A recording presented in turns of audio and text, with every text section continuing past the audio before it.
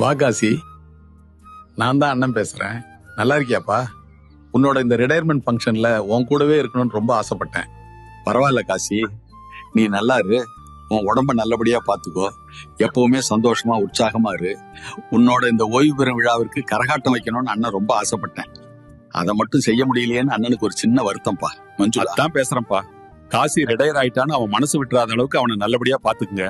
புள்ள குட்டிங்க எல்லாரையும் பத்திரமா பாத்துக்கப்பா. காசி, நான் தான்டா நாகராசன் பேசுறேன். நல்லா இருக்கியாடா? உன்னோட இந்த ரிட்டையர்மெண்ட் ஃபங்க்ஷன்ல உன் கூடவே இருக்கணும்னு ரொம்ப ஆசைப்பட்டேன்.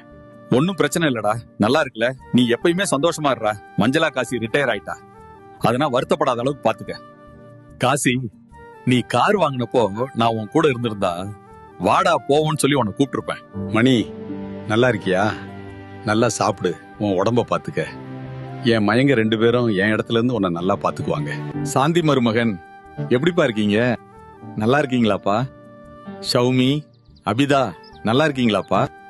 சௌமி கார்த்தியை கல்யாணம் பண்ணிக்கிட்டதுக்கு ரொம்ப சந்தோஷம். பேரன் இருக்கான் நம்மளுக்கு.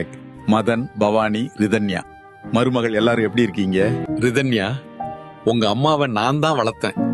நான் தான் தூக்கி எடுத்து வளர்த்தேன். என் கண் முன்னாடியே வளர்ந்தவங்க. நீங்க எல்லாரும் எப்பவும் நல்லா இருக்கணும்ப்பா. சரி, நாங்க போயிட்டு வரோம். எல்லாரும் ரொம்ப சந்தோஷமா இருங்க.